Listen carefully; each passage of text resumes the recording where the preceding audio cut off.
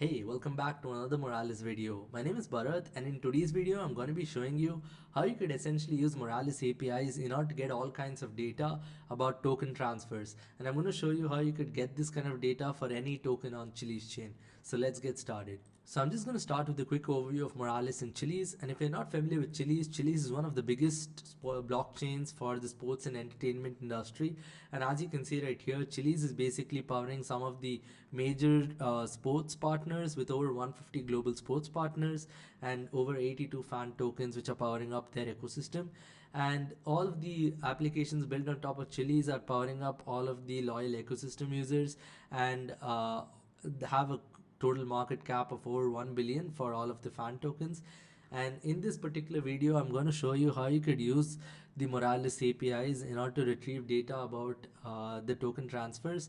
And this is especially helpful whenever you're building applications leveraging the fan tokens. So if you're building like a platform that is letting people place bets, etc., all of that, you will be able to use the Moralis token API in order to get the data on the token transfers. And similarly, if you're having applications leveraging NFTs, I will show you how you could use the NFT API to get data on the NFT transfers. So to get started building on Chiliz with Moralis, you can just click on login, and that's going to take you to your Moralis dashboard that you see right here. And as you can see right here, you can see data about the compute usage, you can see data about your API key, documentation, tutorials, all of it right here. And to get started, you can just click on this, and that's going to take you to our documentation, which is available at docs.moralis.com. Once we're here, you can basically just click on EVM API, and it shows you all of the APIs by category here. And within each API, you can see the complete list of all the APIs supported right in this page. So since Chiliz is EVM, you will be able to find it all over here in the EVM API section. And if you want to see a complete list of all the supported chains, you can just click on supported chains and you are able to get all the data for the supported chains as well. So if you want to get a detailed breakdown as well, you could just click on supported chains here, and it's going to tell you for each and every API whether particular APIs or categories are supported. So that's what we see over here as well. So to get started building, let's just click on EVM API and head over to token API. So since we are covering token transfers here, you can just click on token transfers. And as you can see right here, you have two APIs to facilitate token transfers. And the first one is to get the wallet token transfers. That's going to give you all of the token transfers for a given wallet address. And the other one's to get all the token transfers by the contract address of the token. So let's head over to Chiliz scan, which is the block explorer for Chiliz. And as you can see right here, you have data on all the transactions, the blocks, all of that. So if you want to try this API out, we need to actually get a particular token. So what I'm going to do is I'm just going to click on tokens and click on cap 20 tokens by market cap. And this is going to show us all of the ERC20 tokens on Chiliz. And once you clicked on the pepper token, now that we're here, I'm just going to select a random wallet address here that has some pepper tokens. So I'm just selecting this one. As you can see right here, this has like $5 worth of pepper tokens. And what we're going to do is we're going to take this particular wallet address and we're going to try retrieving this particular transaction, because this is a ERC20 token transfer that you see right here, a transfer method from this address to this address for this many pepper tokens. So if you head over to get token API page, and now if we are in the, let's just click over here, get token, basically get token transfers. So there we go.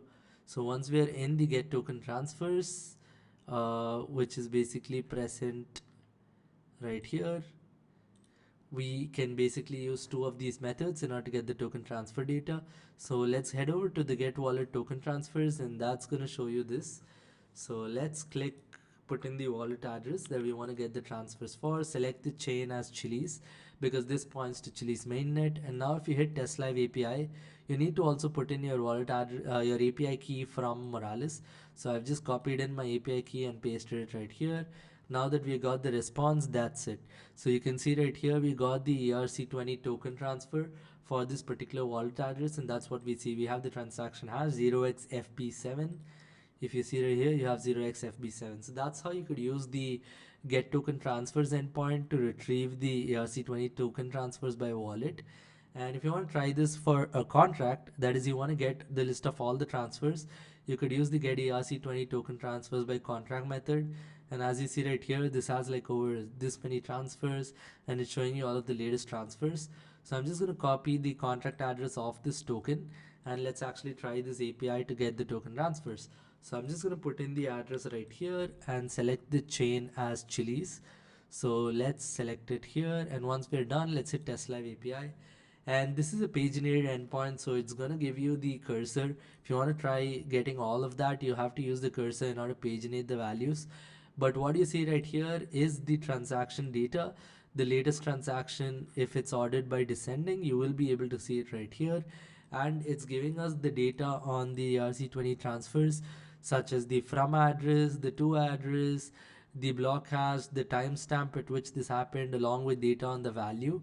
So if you look at the value field here for this, you will be able to verify that this is the actual value of the transfer that happened for this particular thing.